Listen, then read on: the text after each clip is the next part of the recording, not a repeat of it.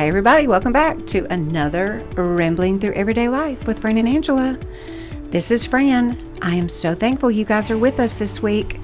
Unfortunately, we recorded at the end of the day, at the end of a long week, and we get a little bonkers. So we invite you to our Bonkers Wild Rambling show. We appreciate you guys so much. We always hope to make you smile and at the same time give you some nugget 2 or 3 that causes you to think about your walk and your journey with the Lord. All right, enjoy the conversation. We love you. Hey everybody, welcome back. Angela Snyder.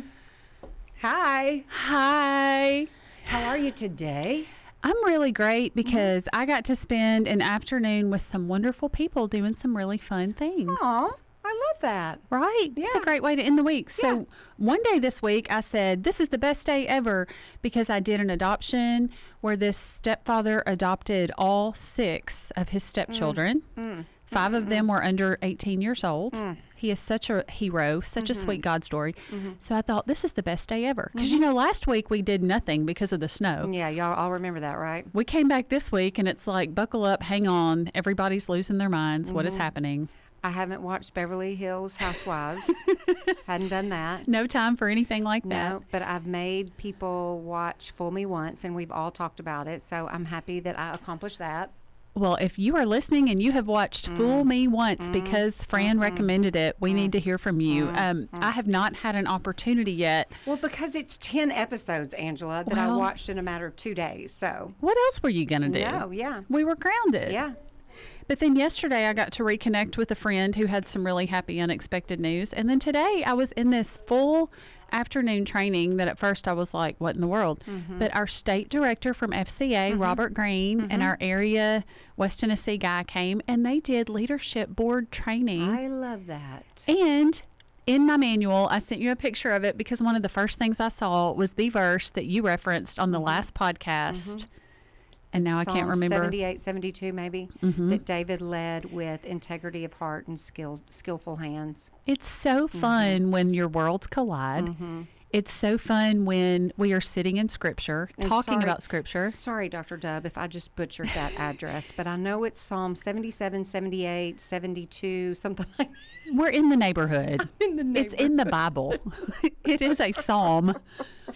But yeah, it was like, okay, we talk about how we hear from the Lord and he speaks to us through Scripture. Yes. So when I see a verse that's a confirmation of this is just where we were, it's just a sweet little God wink. So that's where I've been. Also, y'all, it did snow last week, but today it feels a little on the muggy side. Look at our hair. My hair is extremely puffy. There's a whole lot of volume going on. It feels very, very thick, and I don't know what to do about it. So, well, you look glamorous. It's got some va-va-voom. Mine I have a hair appointment Tuesday, and I'm so ready. The gray is starting to become more apparent sooner. I pulled a gray eyebrow out, and I was just like, no, we're done with this. No. Yeah, never mind. This is horrible, but I go every 4 weeks to get my hair colored. That's not horrible. Because the gray is so significant. Well, sound bougie all you want to, but you've got nothing on the glam team with your Beverly Hills Housewives. Oh, listen, y'all. We talked about the fact that, they've got glam teams. Each housewife has their own glam squad. And, let me also say this. I kind of just lied. I did watch the new episode of Beverly Hills Housewives last night because it releases on Thursday. Well, I didn't know that, but I was looking for something on Peacock that Dylan, my youngest, told me about. And then it's been right up there at the top. Suggested for you. New episode. And I was like, oh, well, yes, I've got to watch that for 45 minutes.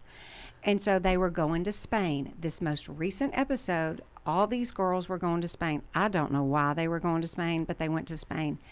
And more than one housewife took their glam squad with them. And when you say glam squad, like I've seen people have, this is my makeup lady, this is my hair person, Well, whatever. I'm not a hair person, but I only see her every 4 weeks to put color on my hair. Well, so it would be extra for us to travel with our hair person or also our makeup person, but they go way beyond that. They send these people ahead to check out the room and change the pillow cases and make sure the view is appropriate. And they're doing all these things, and I'm like, goodness gracious, is the temperature appropriate? Is it stuffy? Do we need to air out the room? Yeah. Can you imagine being the person on their payroll?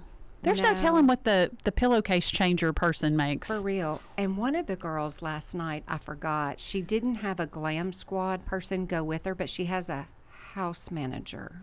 What? I don't even know what that is. That's insane. A house manager. I don't think these girls work outside of... Now, that's not true. Some of them do. But I'm like, a house manager and a glam squad? Well, Welcome and one to of them, LA. the one that I called Karen, I think her name's... it's not Denise. Yeah. What is her name? I don't know. Diana. Sure. She just casually mentions, Giorgio Armani and Fendi, clothing designers. They designed my last home. Yeah. I'm like, what do you pay for I it? know. I can't It's even... $9 million for a jacket. Can you imagine designing your No. house, what that would be? It's just, But it's so funny. The sad thing is, I'm watching it. Well, and then the other sad I'm thing giving is, it my time. the other sad thing is, are they even friends? Because one No, episode they're not. they're all chummy, and the next episode you're like, hold on a minute, are we in third grade? Like, what is happening here? Yelling at each other in a restaurant, like, they're about to kill each other. I'd rather be poor and have real friends. Oh, absolutely. We've got the best life. But I continue to watch it. So y'all, what does all that even mean? Because it's such an escape. Listen, and this is what I've learned is that every single day, like we were talking about this yesterday in a conversation, a group of ladies that were going through this book together called Women and Work. Oh. And so there's a group of us reading it together. We get together and we talk about it. But I said, every day, every week, I have to look at my calendar. And I know the extent of my calendar each day as far as this is going to be a really hard, long, draining day. Are there moments of escape or rest or whatever it is I need to do in the course of that day? And if there's not, if it's going hard from 7:30 a.m. to like a lot of nights this week, it was late, then you better believe my rest is, it ain't picking up a book. I wish it was, but that requires mental brain power and energy. It is like turning on something and just mindless. Yes, and that's like letting my mind rest. Yeah, that makes total sense. And so some days I may be like, you know what, I'm going to go for a walk. Other nights I'm going to watch Real Housewives. Well, speaking of watching things, my sister Catherine loves to send through Instagram. I don't know what she follows, who she follows, how she finds the best of the best on the internet. Shout out to Catherine. I don't know how she's just skilled. That is one of her many talents. But she sends me some great stuff. But one night last week, she sent me, and I immediately sent it to you. I'd forgotten about the show. I loved this show growing up. Oh, yes. Chuck Woolery on the Love Connection. You remember Chuck Woolery going 2 and 2, be right back at you for the commercial breaks. Yes. So Love Connection, if you're listening and you don't know what it is or need a refresher, he would sit on this couch, and there was another couch across from him, and it could be a boy or a girl. But one of them was like the contestant, and then there were 3 prospective dates for them. This was kind of like The Bachelor before. It was. It was like The Bachelor before there was a Bachelor. And the audience would vote on their favorite, but you wouldn't find that out until later. So first, the contestant got to pick their favorite contestant just based on their profile and their photograph. So then the contestant sitting on the couch with Chuck talking about the date, and the date is like on the screen, so you can see them, but they're like behind the stage. And then at the end, they come out after they show who the audience picked, and then they get to decide if they want a second date or if she wants to choose instead who the audience picked. And sometimes it matches up, and then I'm sure they pay for a date or whatever. But I had forgotten. I mean, immediately I'm back in 7th grade. with my big hair and my big scrunchie and my oversized clothes, just sprawled on my couch watching TV. It just took me right back. I could picture the brown carpet in my living room and the ugly couch that we had. Remember they would talk about Whoopi and they would like bleep it out, and I remember thinking, this is the most scandalous thing I've ever heard on television. But it just was so funny. Well, it was a little scandalous. It was very racy. I think it came on at like 10:30. I don't think it came on at a proper hour. I was up past my bedtime watching crazy things. Yeah, and like we've talked about, like, what was the name of that show you just said? Love Connection. Love Connection. I think Whoopi was Newlywed Game. Well, Newlywed Game. That one was racy. I think both of these shows made me a little uncomfortable. Are we allowed to talk about this? Like, I didn't know what was happening, because nothing ever, like, you just didn't see this kind of thing. No. Or talk about this kind of, you sure as heck didn't talk about it with your parents. And then that made us think about, the Love Boat, and I thought that. Falcon Crest, Dallas, anything that came on, Knots Landing, the 9 o'clock hour. Yes. Like, hang on a minute. I remember hearing my dad liked to watch LA Law, which I always would argue, little bitty me, 8 years old, wanting to be a lawyer one day. I should be allowed to watch this for educational purposes. And he was like, go to bed. My bedtime was 8:30, and then it bumped up to 9, I think, in 4th grade. But I can remember, because we had a little tiny house, and I could hear the music of the theme song coming on, just down the hallway. I can remember the theme of Hill Street Blues, and I thought, this is the saddest song ever, because it means I have to go to bed, and bedtime is dumb. And I can remember L.A. Law with the saxophone, that theme song. I should go back and watch some of these. I bet they're out there. Oh, well, they are. But, yeah, it's so fun. And, like, Three's Company. Oh, my goodness. We watched that on Nick at Night still. I mean, like, all of that was just kind of like cutting-edge TV. Oh, it was. Newlywed Game, I remember they would beat each other with the cards. Like, the husband would say something stupid, and the wife would smack him with the answer card. Oh, man, has reality TV come, or I don't know if that's not reality TV, that's a game show, but shows have come a long way. But we did talk about Via Voxer. Reality TV was born with The Real World on MTV. I don't know how old I was. Somebody will Google that. New York was the first one, right? I don't know. And one of them had AIDS or HIV. Remember that? I do remember that. And that was big time cutting edge. Yes, and not even like knowing what that was. But I think that's, clearly that's when TV changed, because reality TV was born. But whoever did that with MTV, whoever that was their idea, like, oh my word. That was like the godfather of reality shows. Like, look at us now, good and bad. But I'm all about some reality TV. Now, I don't like bad reality TV, but clearly I'm a Bravo girl. I think there's some, like, I don't know. I've always liked New York and Orange County, Beverly Hills. Whatever. It's terrible. It's trash. Well, it's a way to disconnect, All that to say. All that to say. Speaking of say, I sent you a text one night because we were dying. Actually, it was a video of my husband trying to order something that he couldn't pronounce. Y'all, it's so scary. But you were on Team Carl. We were making fun of Carl, and Fran was not having it. Listen, okay, Angela, you're going to tell us the story, and then I'm going to follow it up with, I'm terrified of this word.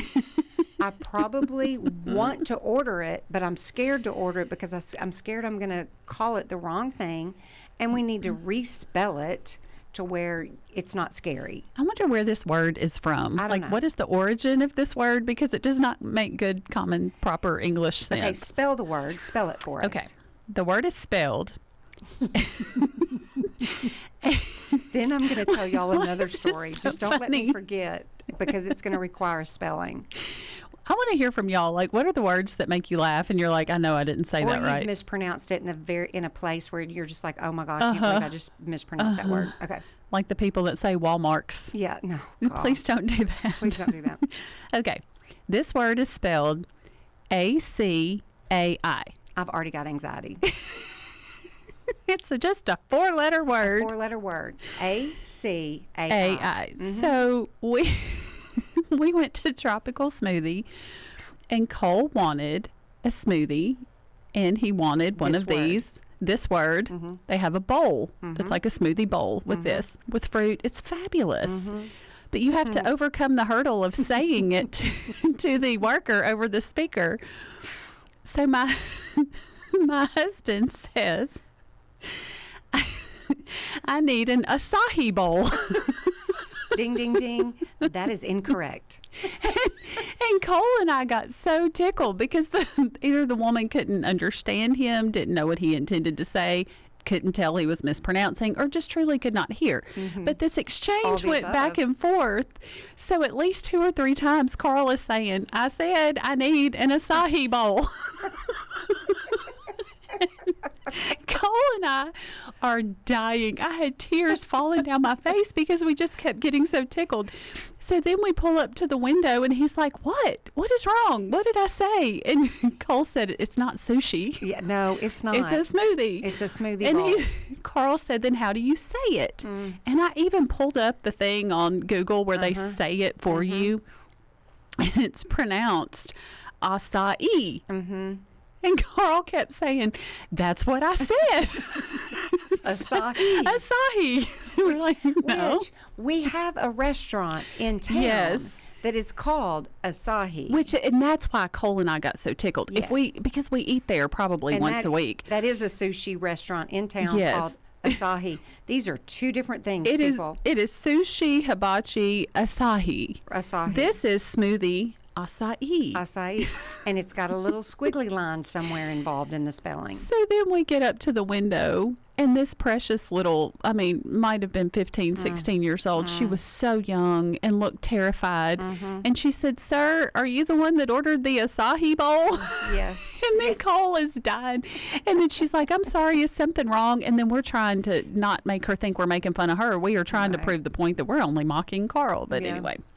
No, I don't say that word because I will stare at it and be like, I want that. I Just want point that to it.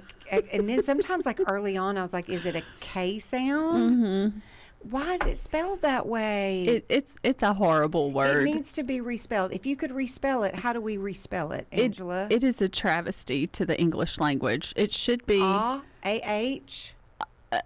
Acai. I don't even know, y'all. It is late on a Friday. I don't know how to spell. I just know how to make fun of people who say it wrong.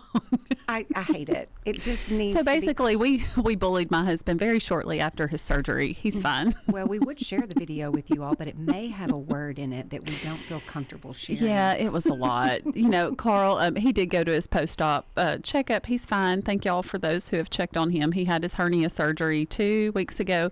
But I do want to go back and say one thing about that surgery that I did not share last week, and I meant to. Leading up to having to go there, for any surgery is stressful and causes anxiety for anybody. This was laparoscopic. It was a very easy procedure, but whenever there's anesthesia involved, Sure. You get a little weird about it. Anesthesia as a whole is weird. Yes, and he and I have never. He had a colonoscopy done like when he was 30, 20 years ago. To sound like we the sound like senior, we're 500. the senior podcast. But here's my point: like we have not had anything done at the hospital otherwise. Right. Childbirth, minor. We're good. Rock on.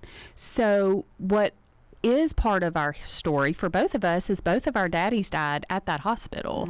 So it's always just kind of been like, I really don't ever want to go back there. So my prayer leading up to that surgery on Friday, I think on Tuesday or Wednesday, the Lord was just so kind to plant in my heart, what if you let me redeem this place for you? What if instead of being, because I was really starting to get anxious and then I went through the whole, my word for the year is dependent, let people help me. But at the same time, I thought this is so stupid to act like anybody needs to come sit with me. I'm fine. I don't need anybody up there with me. I will be okay. And I was, but there was part of me like, what am I going to do for the hours that I'm alone in the hospital wondering, just your mind just goes crazy places. So all that to say, I just start praying, God, help me in my mind be calm and redeem that. So I start thinking about Cole was born there. Atlas was born there. Think about all the happy adoptions I've been part of, where I've been in labor and delivery or in the NICU with babies that I got to help place with new mamas and daddies. So before we got there, we prayed and we were good, and I was like, okay, we're going to be fine. So we get in the room, and it's always, the worst thing in the world is when they're like, take off all your clothes and put on this gown that's open in the back. And Carl and I just looked at each other, and I was like, well, have fun. I'm thinking it's you, not me. We're good. Last time, doctor appointments, it was my turn. So I'm like, okay, you'll be fine. So I turn around, and we're drinking all this water. So I've got my 40-ounce cup, and I'm so clumsy. Within 2 seconds, I hear the most horrible crash, and I have turned around and knocked my cup off the counter, and water and ice went everywhere. All this man has on is his gown and his socks, and I'm like inches from his socks getting soaked.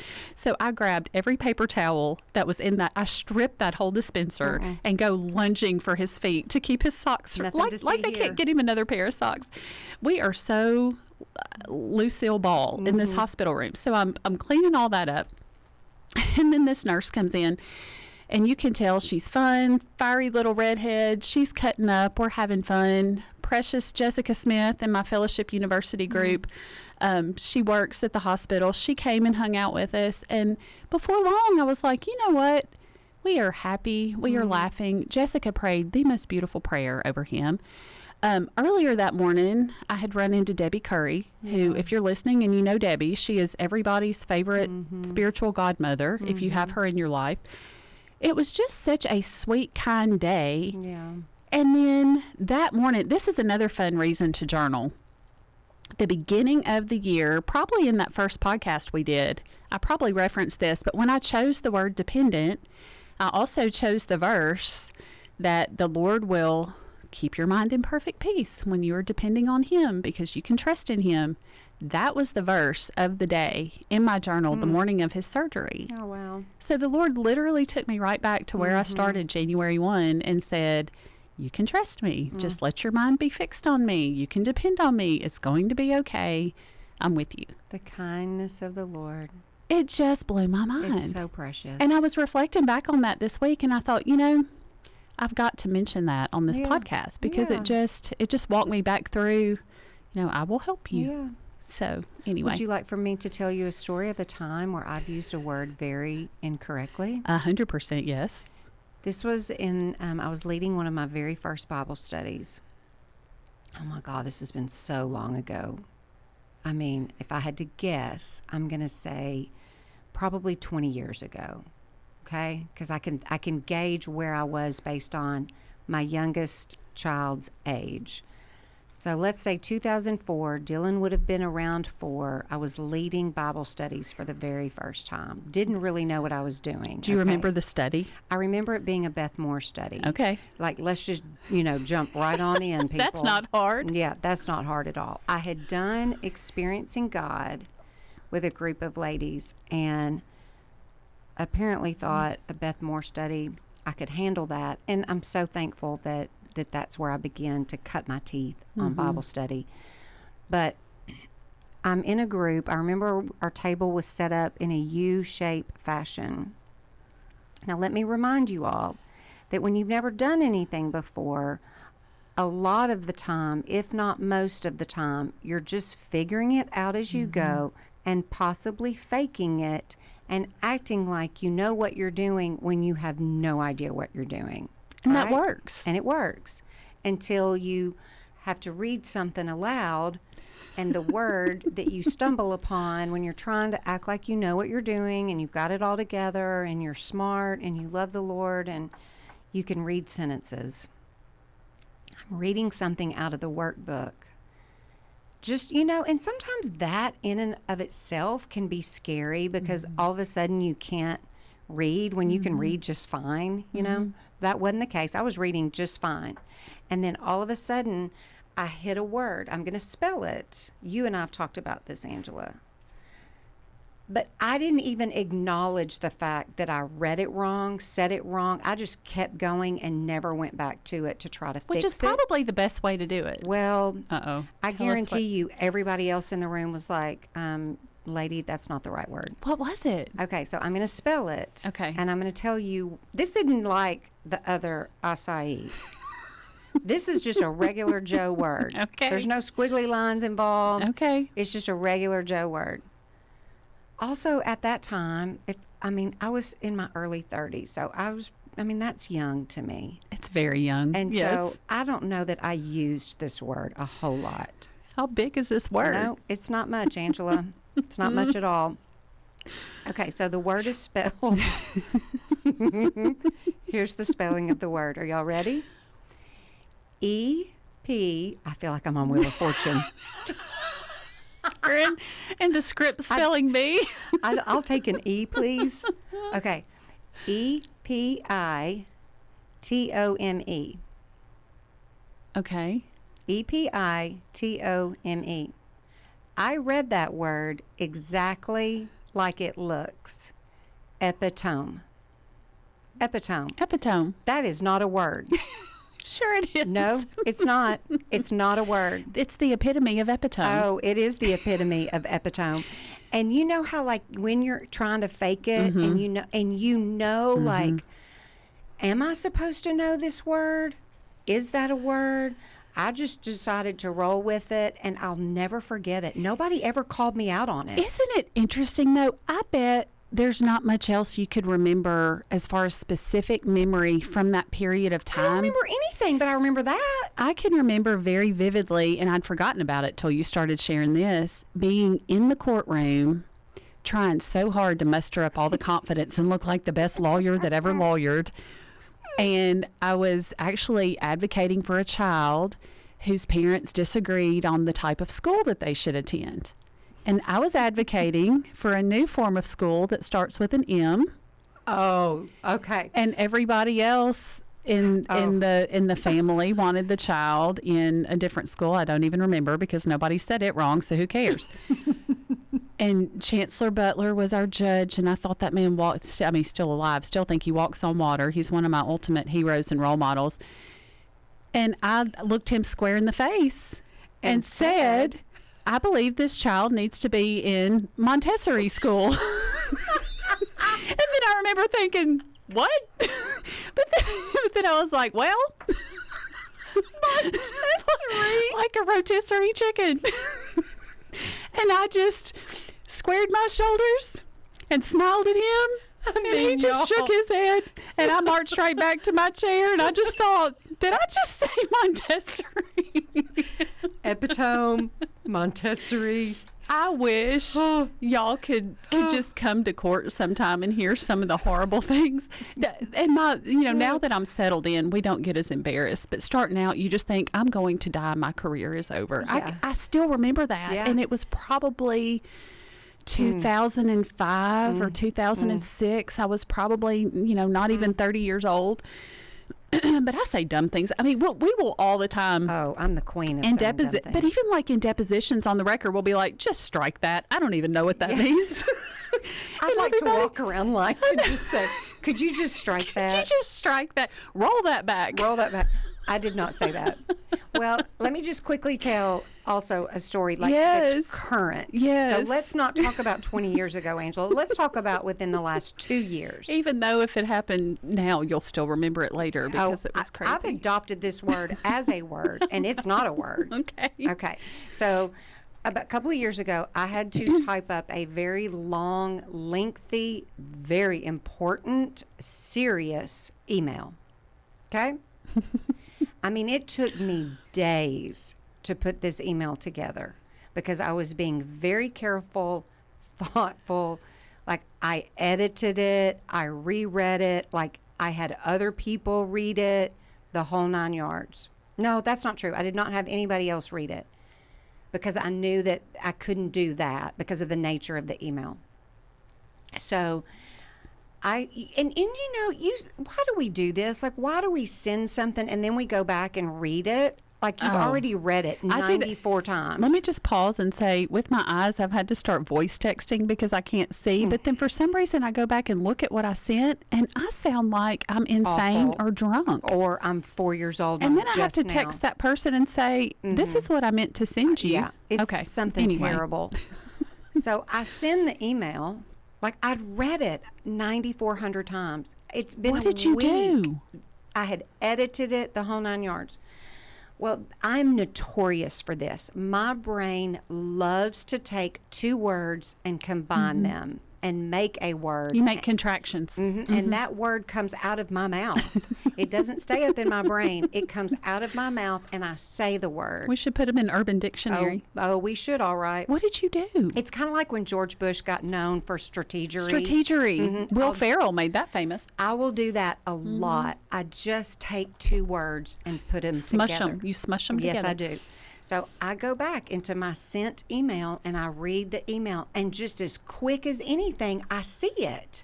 And I'm like, Fran, what in the world have you done? You are an absolute idiot. Oh, no. So it's not bad, but I had taken the word successful and productive. I was trying to decide in this particular paragraph what I was trying to convey, what was my point. Was I going to use the word successful? Was I going to talk more about something that had to do with being productive?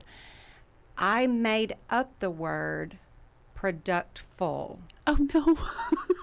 I took successful and productive. Well, why can't we start using that? Well, and here's the thing. It didn't underline it weird. Like, it didn't catch it for me. What if you've created a word? Well, I have created a word because I've used it more than once. Okay. Like, my brain has literally... It's locked it in. It's locked in as a real word. So I have to be very careful to not say, oh, you are being so productful today. Y'all, it sounds like a real word.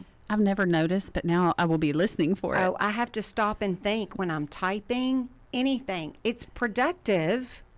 It's not productful. You haven't had a productful day. You've had a productive day. I bet those kids in Montessori school know how to speak properly. That is the epitome of being an idiot. That's the epitome. So it's just so bizarre how that all that happens, and you're like, I'm going to be 100 years old and be in some facility going, using the word productful.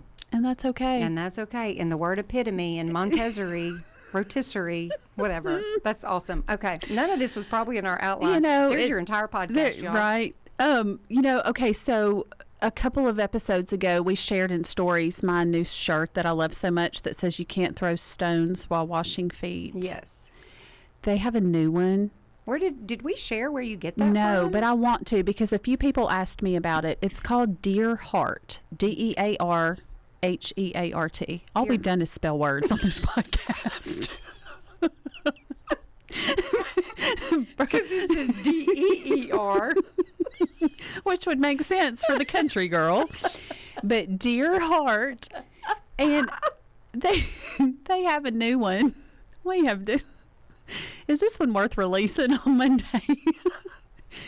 I promise y'all we're intelligent people. We have had a long week, and there's a full moon. But they have a new one that I love, and I can share this in stories, but it says, may heavenly things constantly interrupt our earthly things. And if you weren't so tickled by the epitome right now, you would like that and think it was beautiful. But instead, Fran is falling apart. Spell something in there. Say it again. I'm listening now. Say it again. Fran, calm yourself. Center. Focus. Okay. I can't do it. May heavenly things constantly interrupt our earthly things. Oh, yeah. That's a good one. Isn't that good? Yeah. Yeah. I just swung us back to serious again for a minute. Okay. Thank you. Wednesday night this week, we launched our first Leadership Union Volleyball Edition. Yes. With the volleyball team at Union University. Organization. This is something kind of like Fran creating words. I just declared us to be the volleyball edition of something that the university does. Yeah, since I'm an unofficial. People ask me if I work here. Yes. And I'm like, much. I work. Yeah. I'm like, I do work there. I do work, there. Yes. I don't get paid to work there. I love it here. Yeah. But yes, we've declared it to be the unofficial new endeavor of the university. What we are doing, these girls are just so amazing. Yes, they got to go around the room and tell Fran what they wanted Fran to know about each other and why they add value to the team. And you and I both were just like, well, I think you said it best. You're like, why don't we do more of that? Why don't more people in more settings affirm each other that way?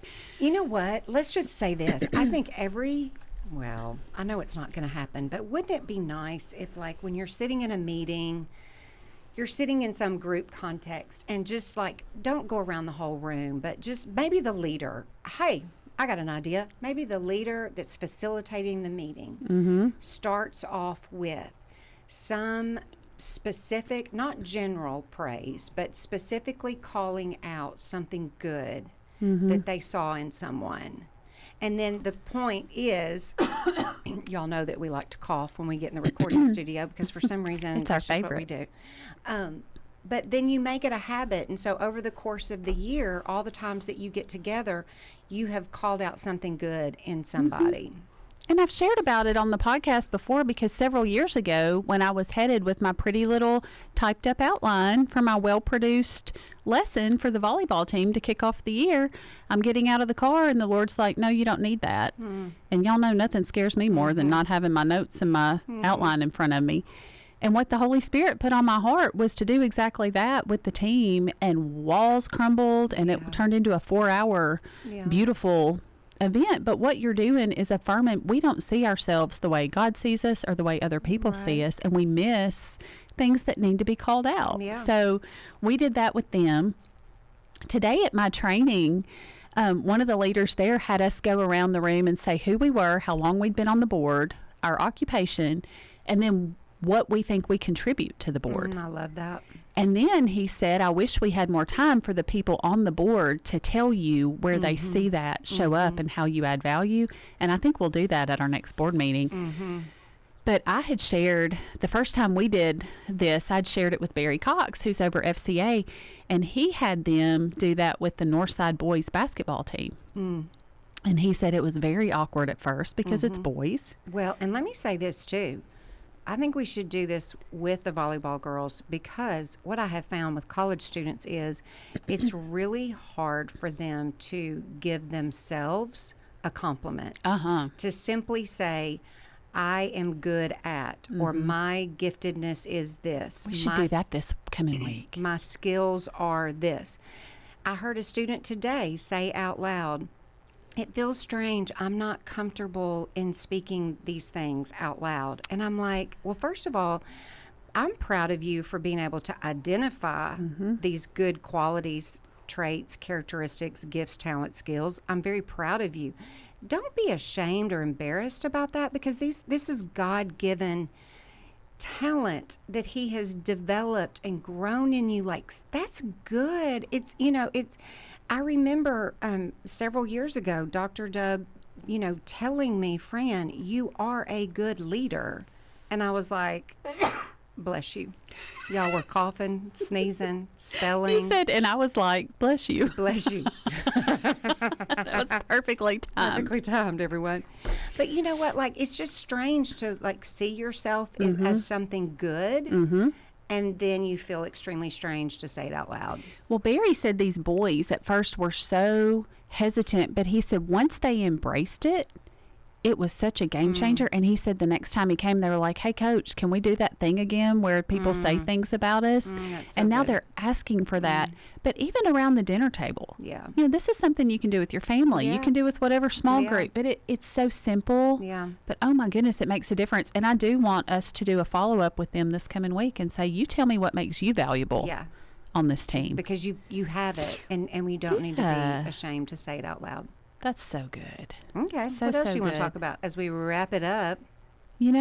Are we in February yet? No, we're so close. We're so close. Groundhog Day is Friday. I know. That groundhog better not do us dirty. Listen, spring's coming, y'all. It's coming. It's coming. It always does. It's coming.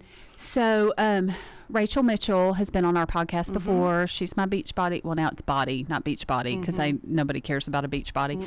But she's my coach, my accountability person, and she sends us the greatest little reminders here and there. And one of the things she sent out really stuck with me and really reinforces what we've talked about in the new year. But she talks about how she said, my friend Shannon said something that stuck with me. She said she believes when we get to heaven, we will give an account for the time God gave us and how we used it. And she's talking about stewarding our time well. And I'm trying to just cut to the part that I was looking I was for. going to say, do I need to give you some glasses? I don't so have you my can glasses see? on, so I'm struggling, y'all. But she talks about how we should assign meaning to our time. Absolutely. And what she's, suggesting in this personal development part of this is, you figure out what's non-negotiable, what has to happen, and write that on a list. And then the time suckers, the Netflix binges, the things that we like to do but aren't necessary, come later. But that whole idea of assigning value to our time and not just letting it randomly happen. And That's I thought, right. earlier this week I wanted pizza. It's not necessarily something that I need to eat every day, but I tracked it and I moved on, and who cares? It added value to your It added value. moment. It made me happy.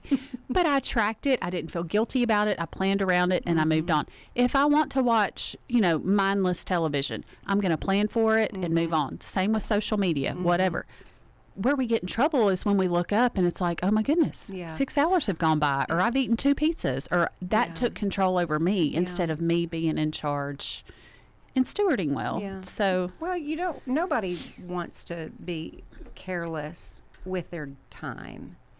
But you have to be intentional. that's it. You have to be intentional. You have to look at that calendar. For me, it's always on a Sunday night, but I'm also evaluating it daily. Yep. So that I'm building in rest, mindless TV, exercise, spiritual moments throughout the day. All of that has to be very thought through. Otherwise, you're not, you may look back at your day and go, well, I did all those things, but were they all valuable in that particular day? And that's so important to audit that. And just like I wasn't tracking what I was eating until the first of the year, so I would have told you, I'm in a calorie deficit. I should weigh 20 pounds less. No, I'm not. Yeah. But I just give myself grace or whatever, Yeah. overlook things. Same thing with my time. It gets Yeah. away, but it's just so empowering to go, you know Yeah. what? I'm taking control. That's right. Anyway. All the people said. Uh-huh. So, as you go about your week, I think it's worth considering your time and what you're doing throughout each hour of the day that's good for you. You're the only one that can recognize this is what's best for me in my day. Yes. Nobody else can do that for you. And you don't need to compare your day and your time against someone else's. We'll give an example to close this out. One little baby step of progress with the Lord. Fran Thomas has done 100 and something Pure Barre classes. I've done one, and I love you, Coach Susie, but it whooped my behind, and you will never see me back there unless you just look at me in the face and say, I need you to come to this class, but please don't ask me to. I'll send Fran. I'm so proud of you, Fran, for doing all these Pure Barre classes. You made a commitment to yourself, and you have done a beautiful job with the encouragement of Susie and with the Lord right there with you. But what is some takeaway that you have, or a verse that you're claiming, or where are you with all that right now? We can do hard things. We can do hard things. Susie is coming up on the show. We've recorded a special bonus episode that is not necessarily Susie said so. And so I'm anxious for you all to hear her journey through doing hard things. But for me, what I've learned through 100 and some odd classes of this is it really is accountability, and it really is challenging yourself to do something hard for yourself. And for me, it's the physical component of my life. Like I'm looking at, in 2024, I'm looking at my whole self. Now, as I sit here and say, I have finished 100 and some odd classes, and I'm challenging myself in this physical way, keep in mind, I have not grown a lick in like growing intellectually because of Real Housewives. I said I was going to read a book a month. Well, January is come and gone. I haven't done it. And so I was already like, we get a redo because we had a week of nothing. Oh, we are getting a redo, and it's starting February 1st. Because, but you can only do what you can do. Correct. And you don't need to beat yourself up. So whatever your goal is, I didn't really necessarily have a goal, like I want to get to 100 classes. I was just trying to make it through like a month of these classes. But before you know it, you're stacking things on top of one another, and you're making progress. The number increases, whatever it is you're trying to do. But I honestly wouldn't have done it if it wasn't for Susie in the beginning, and just the camaraderie and the beautiful souls that make up those classes each week. So, yeah, special episode with Susie coming up. Stay tuned. We can do hard things. Yes, we can. We're better together. Yep. That's first and foremost the Lord. Yeah. And your people. Yeah, absolutely. All right, everybody. How about that rambling? How about that spelling edition? Spell rambling. Not as Susie said so edition. This was your spelling edition. We love you guys so much, and we truly are grateful for each and every one of you. And I really do want you to know that there's not many days that go by where either consciously or subconsciously we're thinking about you all, because we're always considering, what should we talk about? What would our listeners, enjoy listening to us ramble about? So we're very, very grateful for you all, and we thank God for you and hope you have a wonderful week. We'll see you next time. Thank you so much for listening to this week's conversation. I hope you enjoyed it and laughed right along with us. All right, everybody, you know that we record every episode on the campus of Union University. We would love for you to come for a campus visit. You can schedule that online. Go to uu.edu and just search campus visits. Let me know if you come. I would love to meet you. But if you've already done that and you're just simply waiting to fill out the application, I've got a fee waiver code for you. I do not want you to pay that application fee. Just type in the word TALK, all capital letters, TALK, in the appropriate place within the application, and you do not have to pay the application fee. All right, have a wonderful week. We'll see you next time.